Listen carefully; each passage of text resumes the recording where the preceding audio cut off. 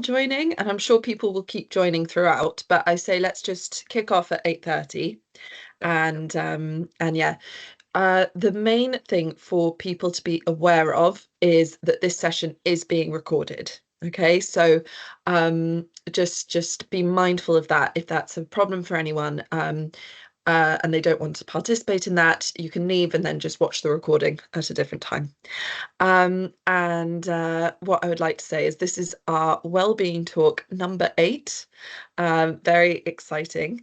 And we are actually being led this morning by the industry's own Danny, who I'll let introduce himself shortly. But just a few housekeeping things. Please keep your cameras off and keep yourselves on mute so that we can have a sort of good cohesive session. There will be a Q&A at the end. Please pop your questions in the chat, and that way we can monitor them as they come in and hopefully get through as many as possible. Obviously, there's not always time for all of them, but we'll do our very best.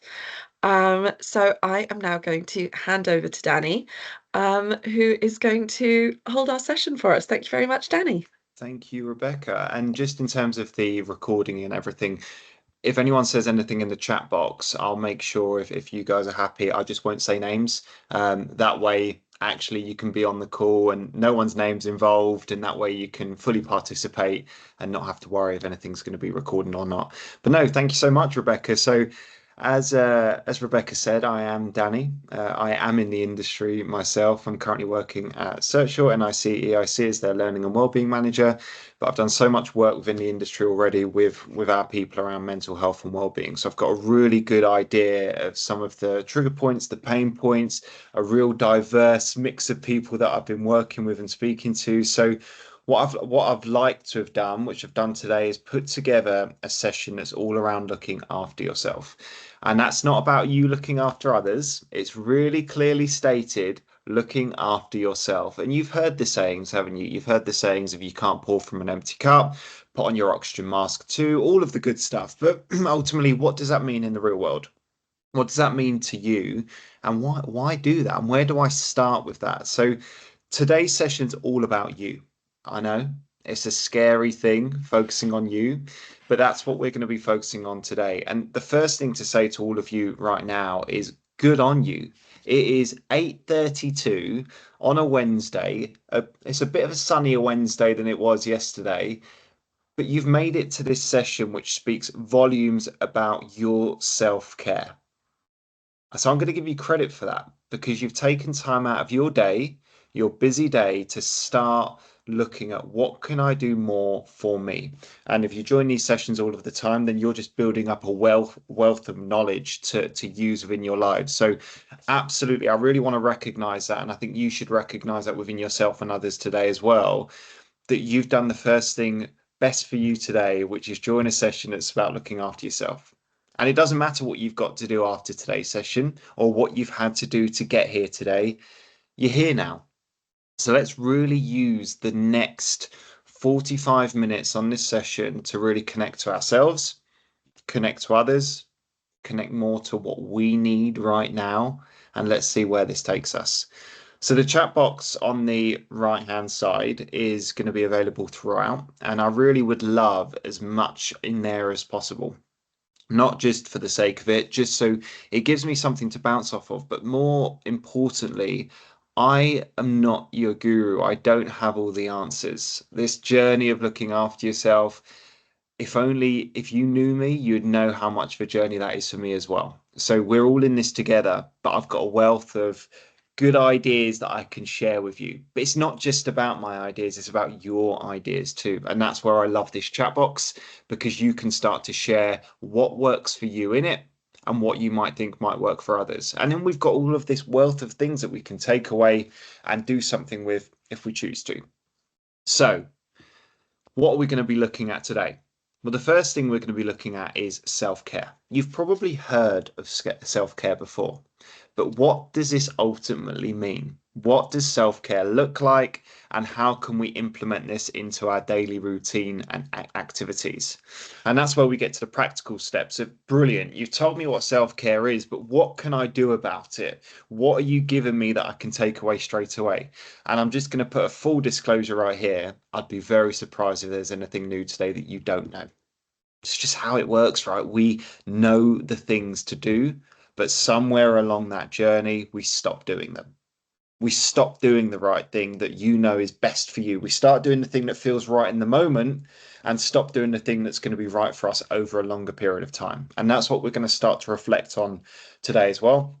And then the most exciting part is we're going to start to look at creating a personal self-care plan.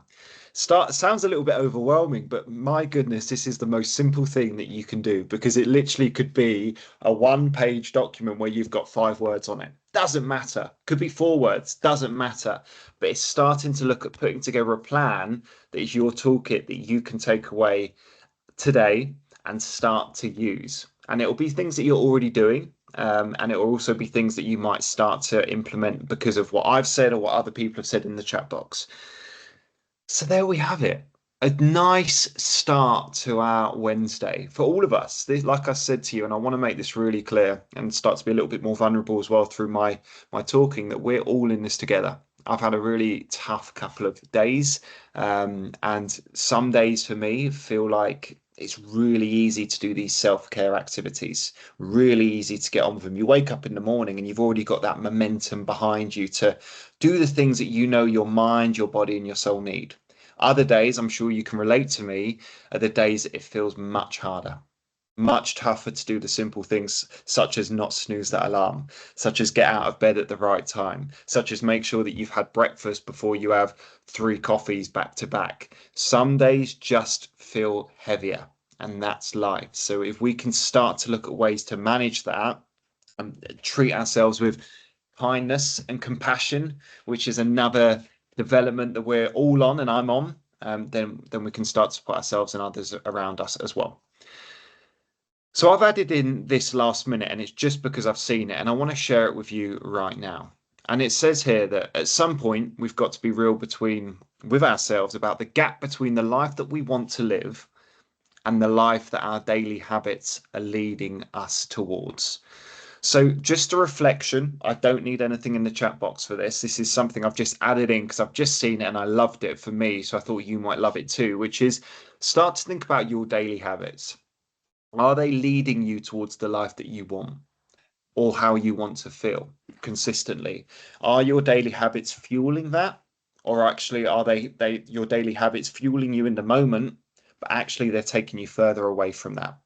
Start to reflect on that. What does that mean to you, and how can you use today's session to help you answer that question? So before we do that, before we start moving on to the actual chunk of the session, I need to remind you of this, that we all have mental health. All of us do. You don't need to be diagnosed with a mental illness to struggle with your mental health. And I think it's really clear that I remind myself of that, I remind you of that, and we remind each other of that, that we're all in this together. No one is exempt from having mental health because just like we have physical health, we have mental health. And in the course of a lifetime, it's going to be that we're going to have challenges with our mental health. But still, there's a massive stigma around talking about this because we feel like no one's going to be able to connect to us on it.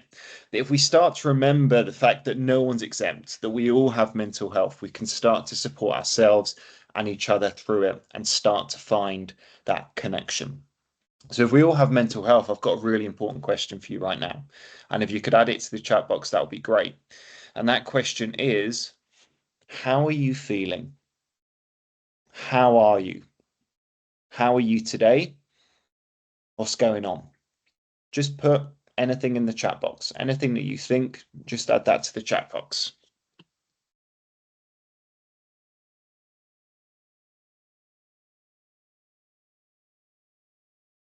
Energized, feeling great, good, tired, motivated, good, but lacking a bit of focus.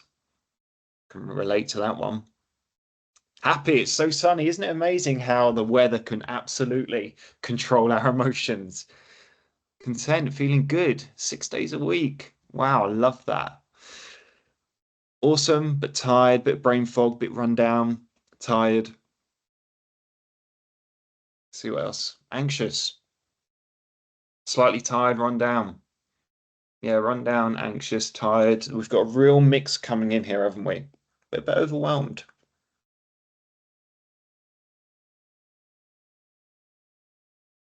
Fantastic. Last day before holiday. There's something around recognizing where we're at, meeting ourselves where our feet are today, not where we were yesterday, not where we hope we're going to be tomorrow, but where am I right now? Because if we recognize where we are right now and we recognize the feelings that we're feeling, we can do something with it. And there's a massive mix of emotions in the chat box, but doesn't that just reflect life? Doesn't that reflect that we as a human have this wide bank of emotions and we're going to feel everything. We're going to feel everything that we've put in the chat box, but not all at the same time.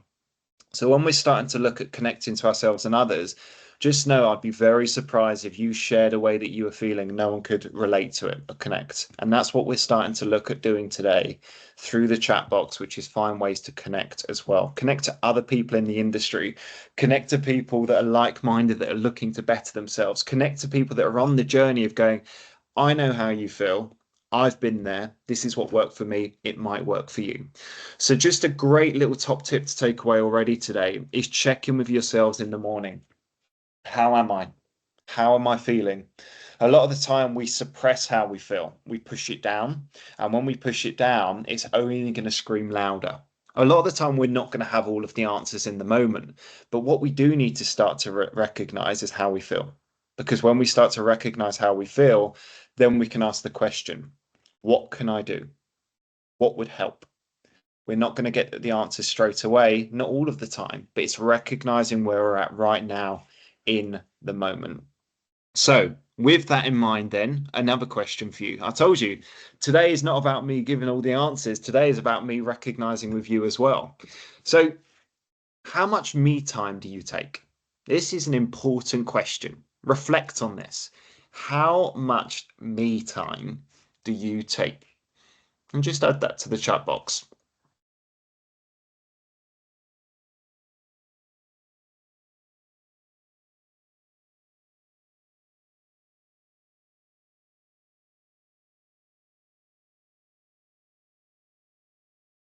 Once a day, I try, nowhere near enough. Hardly any, not a lot. Wow. Here's some honesty. Here it comes. Good. It's fascinating. I'm so pleased all of you are on this call. So pleased.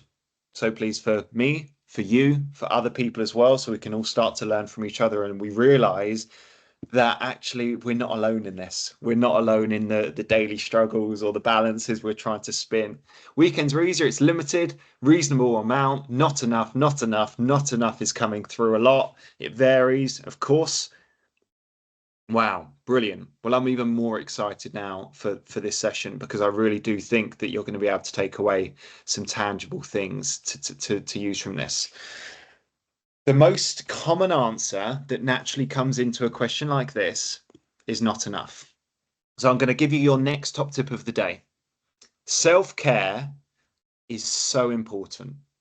Now, a recent survey from Birchbox revealed that 1 in 3 people feel guilty for taking time for themselves, but the majority of those 1 in 3 wished that they did.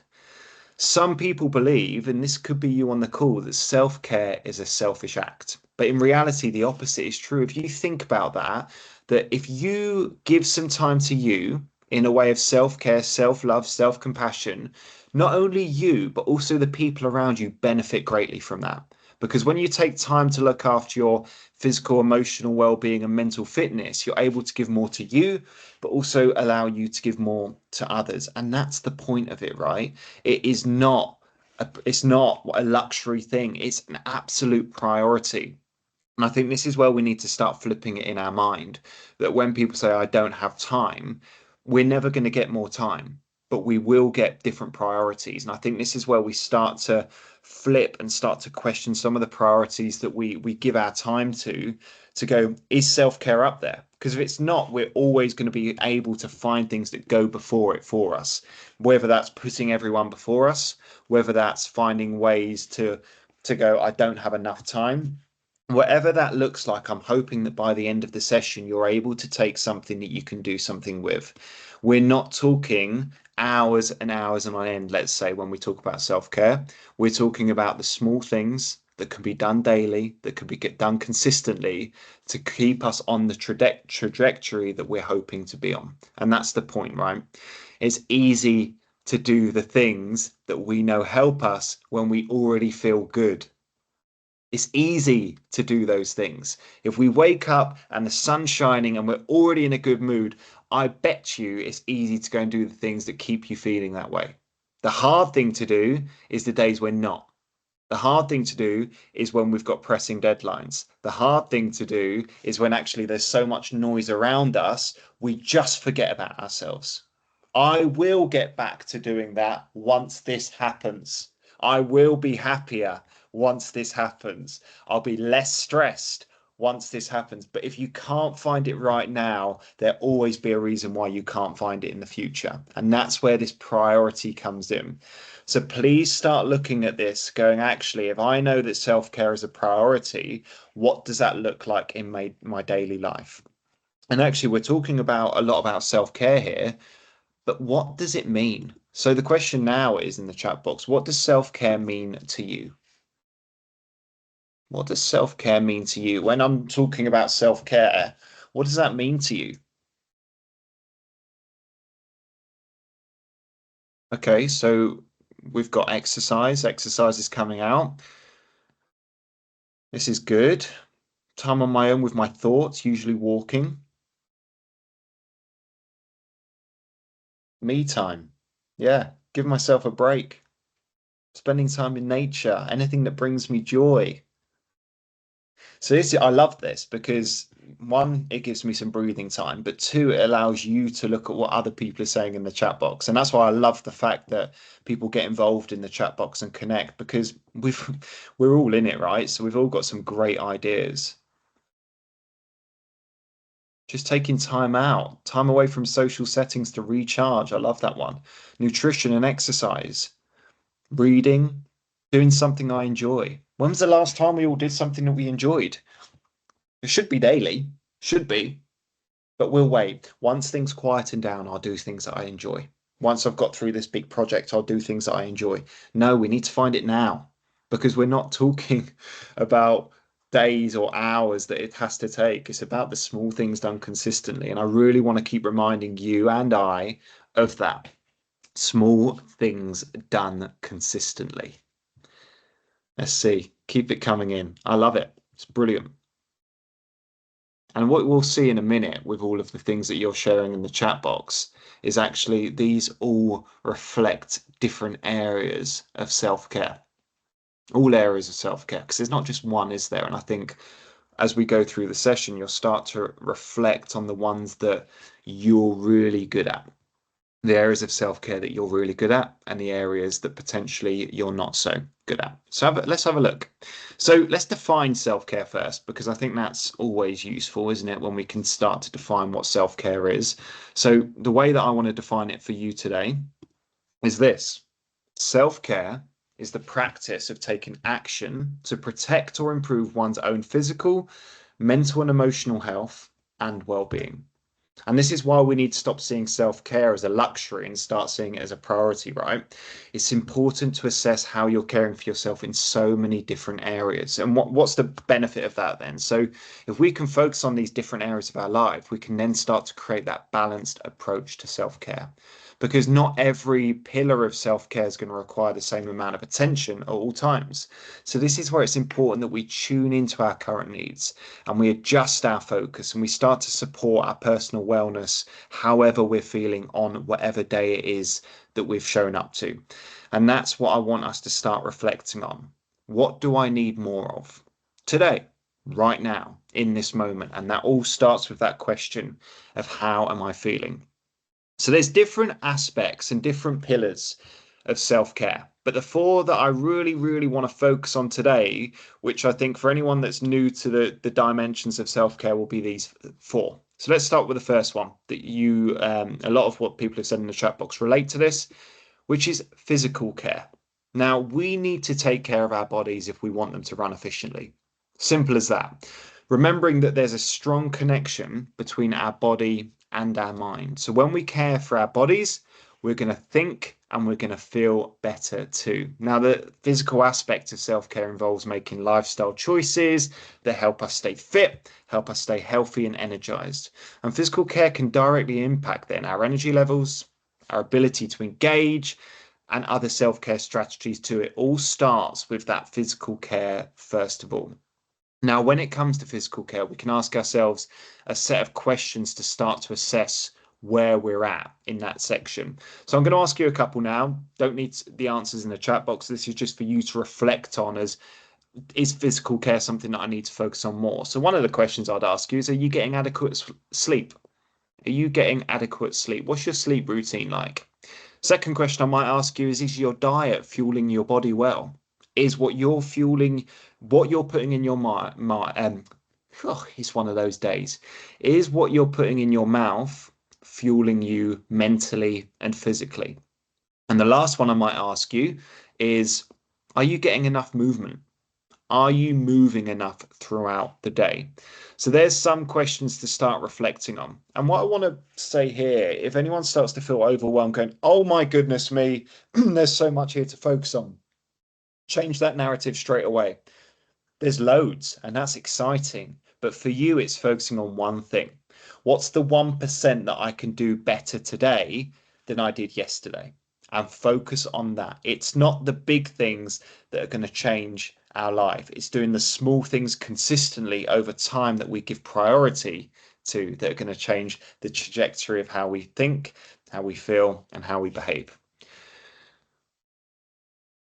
Oh, I love that. Oh, I love that, Kim. You're getting me excited. Sorry for sorry, I said I weren't gonna say names. You got me excited. So someone in the chat says it's so hard though when you're feeling down to not grab the chocolate bar, even when you know it's not helping your weight. I love the fact that you've said hard. And I'll tell you why.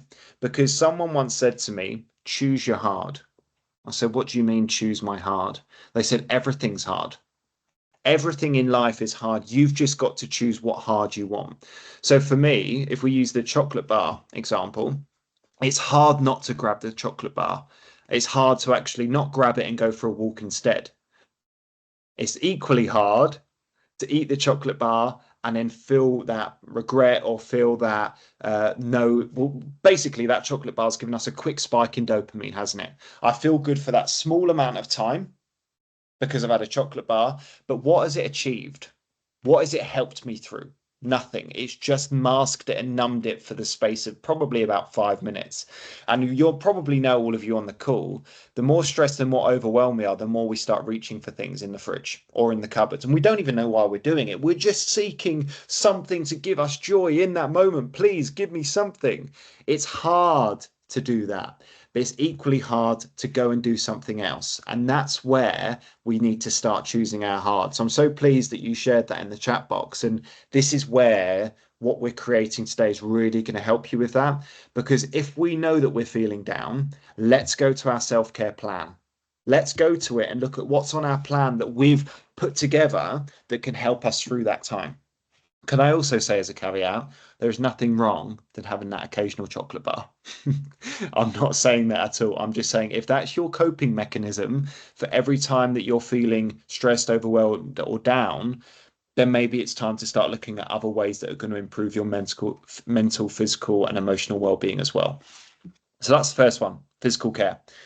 Second one, then, emotional care. So if we start thinking about emotional care, emotional well-being, focusing on bringing together the awareness of our emotional needs by becoming conscious of our feelings. That's ultimately what we're doing here. We're becoming conscious of our feelings so we can then process our feelings in a healthy way.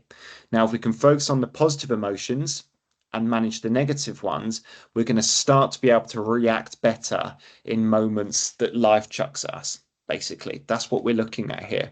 We're able to process our emotions so we can do something with them that is supportive of us.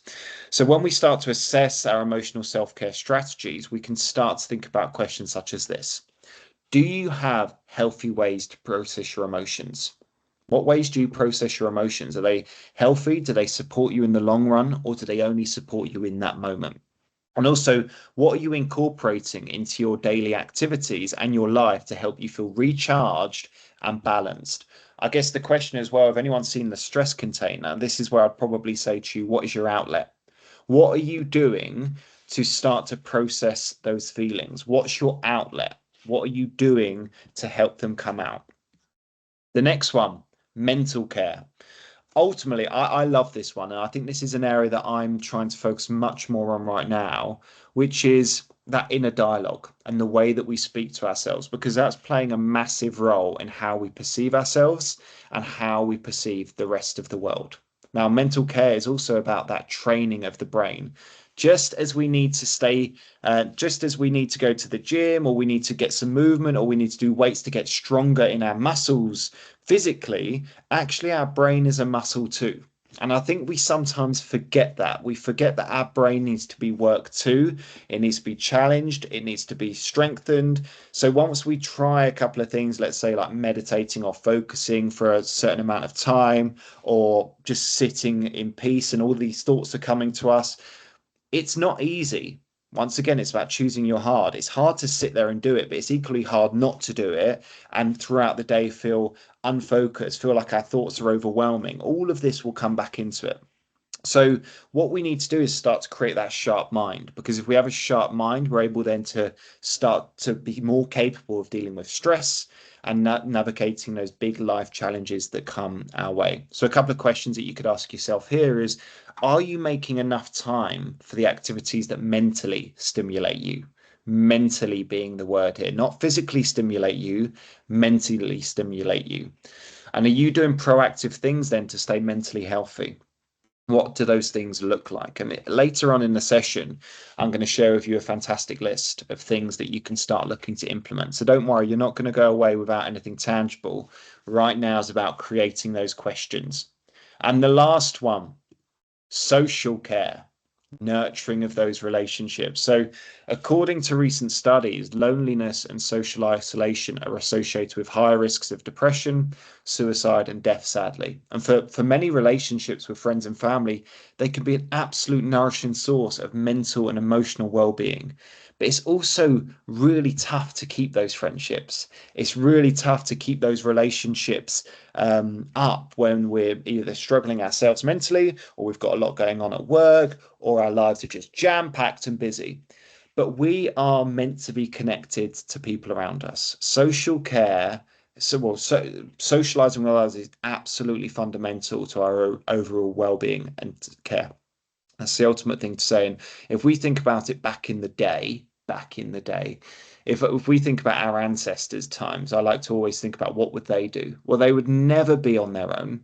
They would always be part of a tribe, because if we were on our own, that already sparked danger, because we had no protection. We weren't part of a tribe. We weren't part of a community. Community is a really good word to use here. How can I start to find areas or communities that really support my self-care needs? So I'll give you one that's really helped me, especially working from home and remotely. I've really missed that social connection.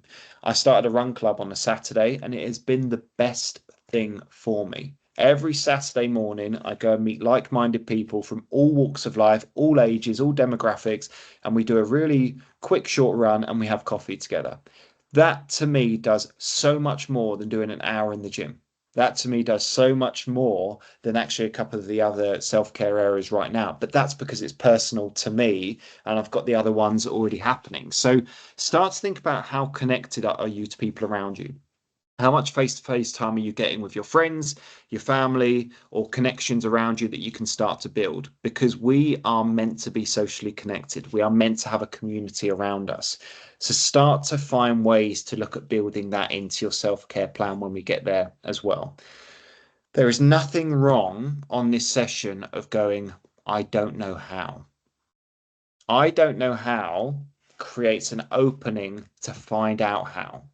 Where we start to go wrong as humans is we narrate it as I can't. I can't do that because, and then we start to look at the benefits of saying I can't, and ultimately all it's doing is stopping us from getting anywhere with it, right? I can't. Actually, it's easier to say that. You could say it's easier, but I'd say it's harder because in the long run, it's harder to feel like that than it is to do the things that we say we can't do, but actually it's going to lead us to a different trajectory, somewhere else that we want to be. So I really challenge us all, because we're all in this, not just you, is how can I stop using the words I can't, if we use words such as that, and change it to how? How can I do more of that? How can I build that into my routine? Right now, I feel I don't have time. How can I prioritize this? It's incredible what the brain will help us do once we ask it a question. It's not going to do any of that if we just put down our road blockers and say, I can't do it. I can't. Because I would ask you the question that someone's asked me again. Wise people have asked me some great wise questions, which is, what is the benefit of saying I can't? Or what is the benefit of not changing your behavior? Or what is the benefit of not adding that into your routine? And that's where we start to get to the real deep core of why we can't prioritize it. And that's what we want to start looking at as well. So there's the 4 areas of self-care that we're going to look at today: physical, emotional, mental, and social. And what I want you to start doing is reflect on these 4 and going, what areas or what buckets am I really good at? Am I good at physical care, but I'm absolutely letting the social care down?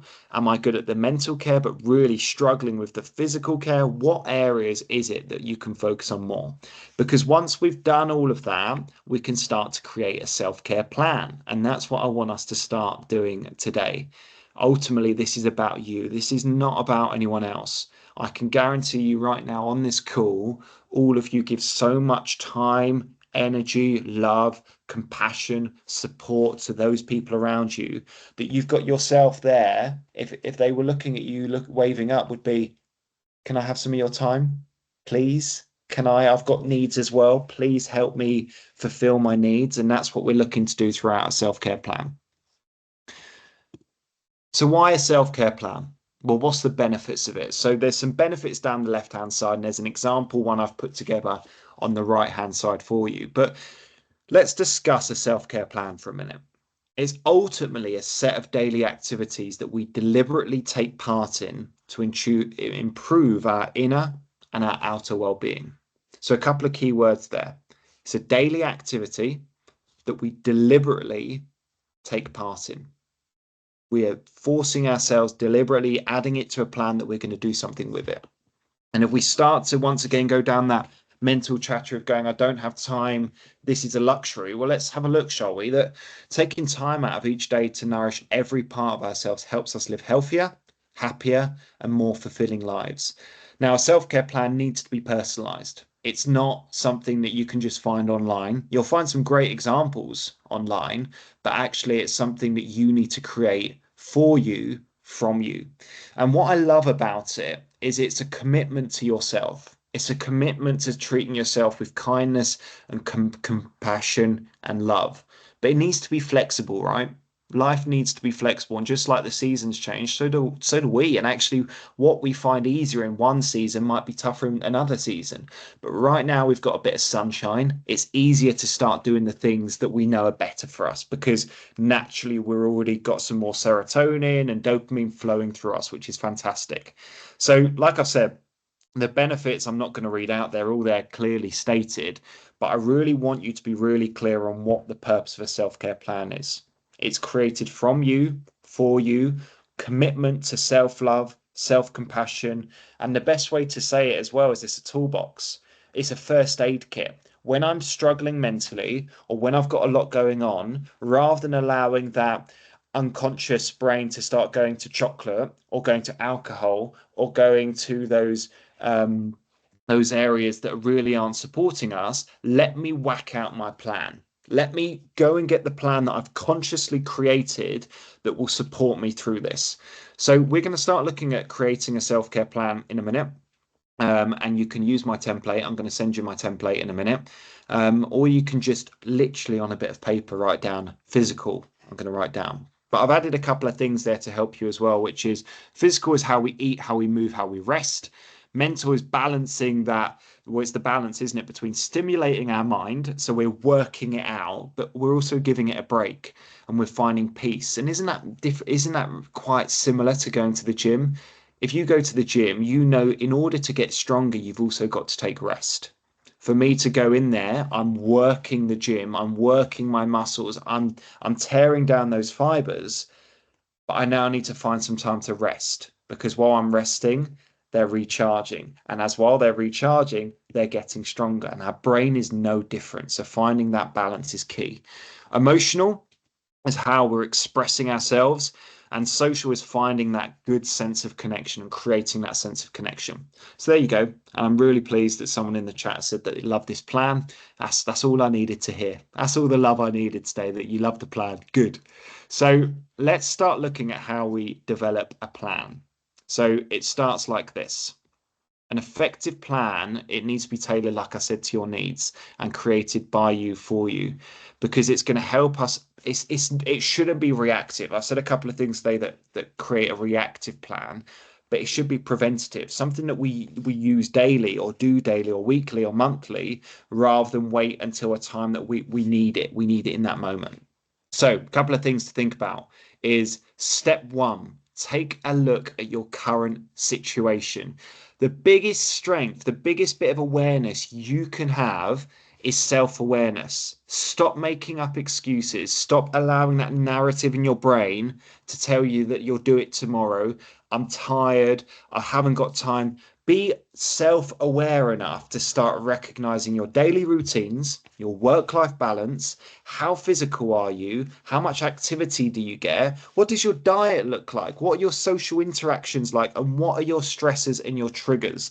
These are just some things that we need to start looking at. And it's scary to look at our current situation, perhaps, but what can we do if we don't look at that? Self-awareness is absolutely key here. So write down that honest inventory of positive and negative coping strategies that you've developed throughout the years. The positive ones are great. We want to keep those. What are the negative ones that I tell myself help me, but actually only help me in that moment? Whether that's chocolate, alcohol, whatever your negative coping strategies are, let's start looking at those. We then want to identify our needs, thinking about what we most value in our day-to-day life, and make a list of all of those physical, mental, and emotional and social needs that we have. So for me, I know that I'm quite good at the physical needs. I need to get better at the mental needs. So I need to start putting more down there that are going to support that, from journaling to reading books to good sleep, etc. And we'll get to that in a minute. Then we need to start looking at, well, what practices and support is going to help me? So what practices can I do daily, weekly, monthly to support me to get to where I want to get to or stay? Step four, set clear, achievable goals. My goodness, I can't tell you how important this one is. You can have all of the best intentions in the world, but if you don't set clear and achievable goals, your brain will find every single reason not to do it. So it needs to be specific, it needs to be measurable, and it needs to be realistic. And it needs to take into account as well your current lifestyle and commitments. If you're focusing on improving, let's say, your physical health, a good goal might be to make sure that 30 minutes, 3 times a week, you're focusing on physical health. For emotional self-care, it might be that you're aiming to practice 10 minutes of mindfulness a day. It doesn't need to be big goals, but they need to be something that you can reach. There is nothing better than doing it and ticking it off the list. Once you've done that, you can do more. Don't focus on, because this is what I'm very good at, creating this absolutely obsessive plan. And when I don't stick to it, I beat myself up about it and I'm back to the start. Create your foundations, create really strong foundations that are achievable, that you can stick to and go from there. Because remember, it's flexible as well. This is the tough cookie, isn't it? Schedule them in. So remembering self-care is not selfish. It is an act of kindness to yourself. So instead of jamming in all of these activities in one day, like I said, let's start small. Making a drastic change may start to feel overwhelming, and that's going to cause you to give up on the plan. So instead, let's start to add 1 or 2 activities in for each of them that are going to support us in the long run. And the last one is remove any barriers. Where's the brain going? What stopped you in the past? Is it that you want to go to the gym in the morning, but every time the alarm goes off, you cannot be bothered to get out of bed? You press snooze, next minute an hour's gone. Well, we know the barrier now, so let's do something with it. Well, first of all, let's put our phone outside the room. The alarm goes off outside the room. I've got to get up to turn the alarm off. I'm up. Second thing, make sure that we've got what I call a PE kit outside the room as well. You've got your gym clothes there. You don't need to think about it. They're all lined out. Get them on. I promise you, once you've done that, you have removed that barrier. So start thinking about your barriers as well. So I sped through this bit, and the reason for that is I'm very passionate about this topic, as you can tell, and I didn't realize the time. And I want to give you enough time to be able to start thinking about what you need more of right now. So I'm conscious that some of you might be driving or might not be able to look at the slides, but we're going to spend some time now thinking about what do you need more of right now. So I am going to, I can grab that, I can add that there. Lovely. I'm just adding a file to the chat box. There we go. So I'm about to send a file into the chat box. I'm then going to put onto the screen some questions for you to reflect on and a little bit of peaceful music. This is 4 minutes for you, no one else, to answer a very simple question. What do you need more of right now? What do you need more of right now? Not what does everyone else need from you? Scrap that. This is about you. What do you need more of from yourself right now? And I've got some prompting questions on there to support you as well. But I'm going to add this in. I've shared that document to the chat box. If you're driving right now, start to think about some of the questions I've asked you before. But what do you need more of right now? And we're going to come back in 4 minutes. Start having a look at that self-care plan or write down some notes, and we'll be back in 4 minutes.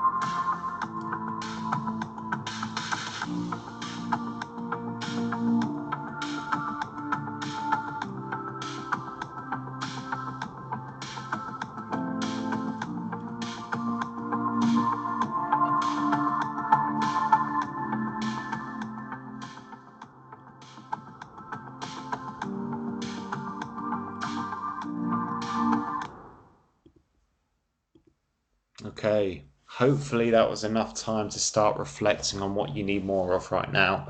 I know a couple of people are struggling to get um, the self-care plan that I've put together. So if drop me an email at the end, I've put my email into the chat box and I'll forward it on to you. Other thing I will do is I will attach it again in a minute and just see if I can change a couple of the settings. So you will have it at the end of the session, I promise you, and then you can start to fill that in. I love that exercise because it doesn't matter how many times I've delivered similar sessions, there's always something else that pops up. What do I need right now? Sometimes we need a bit of peace for those answers to come up. And people are starting to share a couple in the chat box. And feel free to do that, by the way, guys. Feel free to share. There's something about sharing it, it makes it real. Once we make it real, we do something with it. So feel free in the chat box to share. But for the last 5 minutes, I just want to bring up a real good list, a real extensive list of things that you might be able to add in. Now, remembering here, nothing is new. There's nothing new that I'm about to show you that you don't already know, but sometimes it's a reminder and it's able to put it back into your routine.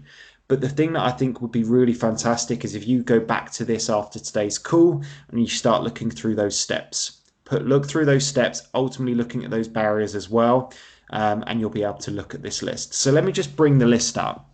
And then what I'll do is we'll talk about a couple. So look, if you're struggling for things to add in to your list or your self-care plan after today, here is a good way to start. All of these incorporate every single area of self-care that we've spoken about.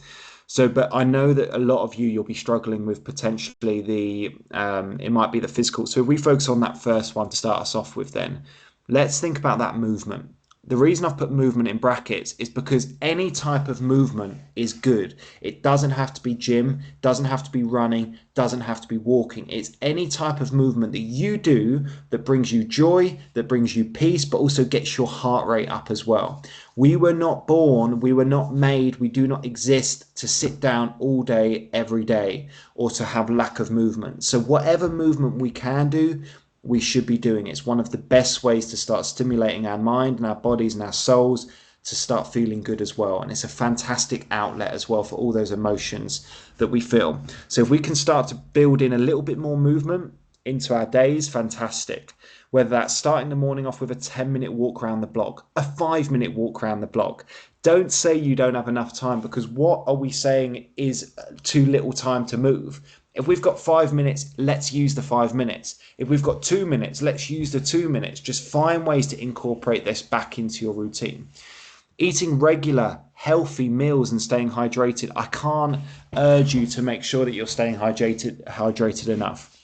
Stress can cause dehydration, but dehydration can also cause stress. It's a bit of a vicious circle. So we want to make sure that we've got a balanced diet, and we want to make sure that we have plenty of water. It's not only going to improve our energy or our focus, it's actually going to start helping us as well mentally start processing those emotions. And also, I don't know how developed you guys are in terms of listening to podcasts around gut health, but gut health is massive in terms of supporting our mental health and well-being too. So nutritious meals, staying healthy is massive. And just on that one, look at your caffeine intake as well. If you're naturally an anxious person and overthinker, someone that's struggling to sleep right now, start to think about reducing that caffeine. I'm not saying get rid of it, I'm saying reduce it. So for me, it's actually now making sure that I don't have more than 2 cups a day. And my last cup is never after 1 p.m.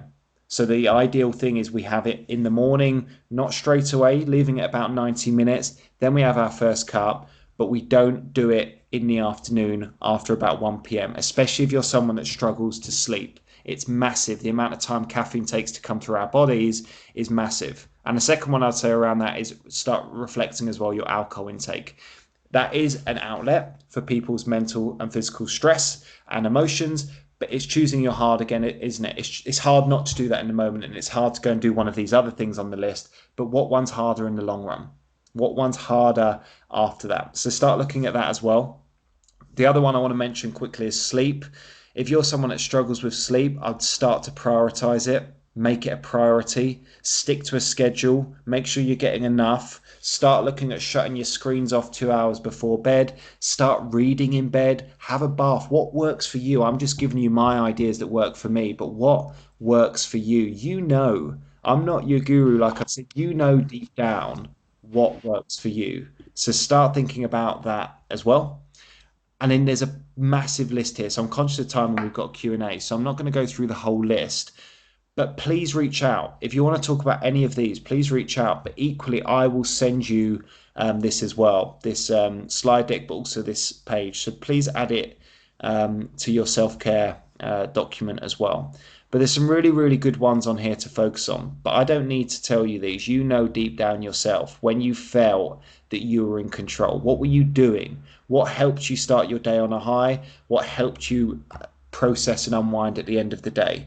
If we can get outside first thing in the morning before if we're working from home, work from home, my goodness me, watch what that does to your mental and your physical health. So this is just a good list.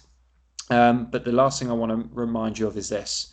One single choice can change your whole day.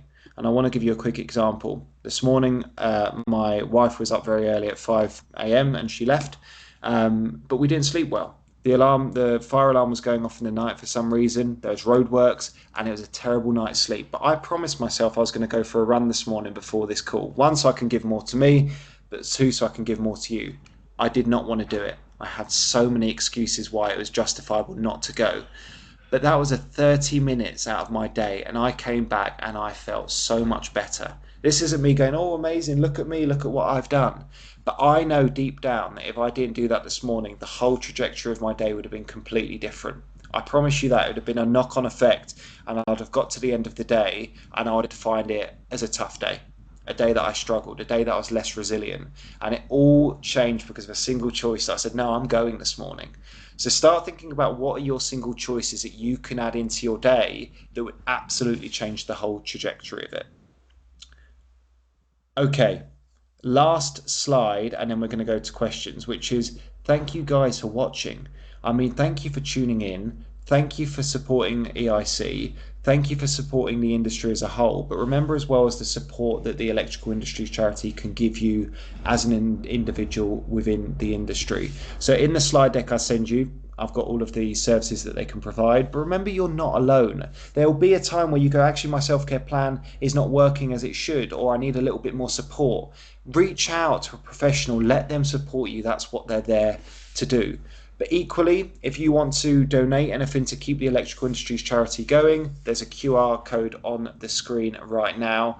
If you've had anything to do with the charity or they've supported you or supported your organisation, you will know how fantastic they are. And they cannot do that without the support and the funds that we give them within the industry, as it is a charity. So anything that you can give is hugely appreciated.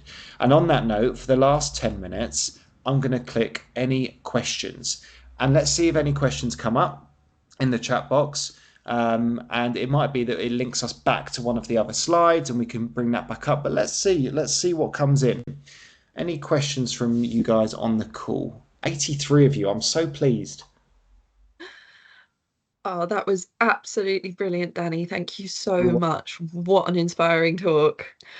Um, just fantastic. And yes, people, please do bring your questions into the chat box. I actually have one to get us started, if that's okay, if I'm allowed to jump in there as first. It's, as an employer, how can we support staff to engage in self-care routines? So, if you're a manager and you've got responsibility for a team of people, how can we really encourage, those that we're working with to sort of like pick these things up? Great question. First thing that comes to my mind is lead by example.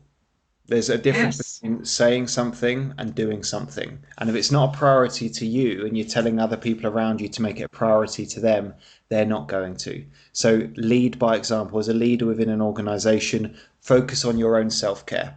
Look at the ways that you're supporting your own emotional and your mental and your own physical needs rather than just telling everyone else that they should be doing that. There's something amazing about, rather than telling, allowing someone to come up to you and go, how? it opens up such a Yeah. great question.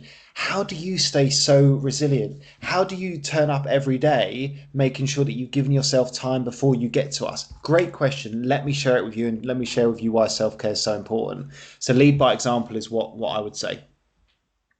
Absolutely. That's I couldn't agree more. And I think there was another question in the chat box.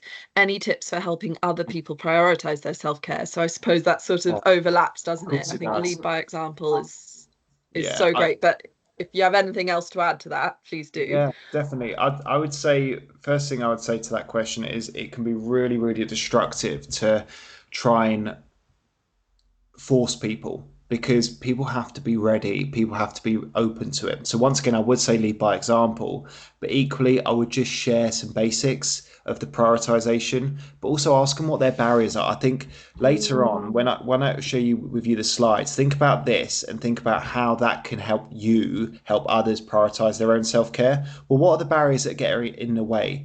I'd really focus if you're trying to help someone with their self-care, use some really open coaching questions. What would it look and feel like if you're able to give yourself 10 minutes a day? What would it feel like in 6 months' time? What would you be doing differently? How can a single choice make a difference to your world? And I think it's those types of things that can help others prioritize. Yeah, great question. Absolutely. And we've got a few more. We've got 5 minutes, so hopefully we can fire through them. Let me just go to the next one. Have you seen any great initiatives where companies have really supported their employees' self-care? I have. I think there's loads going around at the moment as well. If anyone's on LinkedIn, it's like we are definitely getting away from just adding a fruit bowl to the side of the office. Actually, one, it is that leading by example, of course it is, but two, it's actually making sure that we set boundaries. So we set boundaries for ourselves, but we also set boundaries for our colleagues as well, and we start to create that consistency and that connection. I think for self-care as well, if we focus on those four areas for a minute, I think connection's one that we used to naturally get, didn't we, when we're all in the office? But now it's much tougher. So I think the organisations that are doing it really well are those that are still finding time to stimulate that connection and make sure that we still have those water cooler moments. It's making sure that we're setting boundaries. It's also making sure that there's opportunities to reach out, whether that's internally or externally as a mental health first aider to share and support, or it's external support as well. There's loads out there, absolutely loads. It'd be really hard to focusing on all of them right now, but I think it does definitely come down to leadership, leading by example, Mm. setting those boundaries. And if we look at like Maslow's hierarchy of needs, if anyone's seen that, it's make sure that we're focusing on those pillars there. Brilliant. Thank you. And then, okay, so very quickly, where's the next question? I saw a good one. Um, are there any mental or emotional helping books or techniques that you can recommend? There is. I'll tell you. Wait there. I've got it here to show you. Visual example. I love it. I'm, I'm coming back. 101 essays that will change the way you think. 101 essays that will change the way you think. It's probably the one that I'm reading at the moment that's really been most thought provoking. Share your best books in the chat box too. I'm seeing the chimp paradox there, which is another one, but this is the one that I'm going to recommend. 101 ways to change the way that you think. And please share your other books as well into the chat box. Wow, I'm someone that I'd say I've just gone to run 6K, but I've just ran to the other room and you've got me out of breath. Wow. What, any other questions coming in?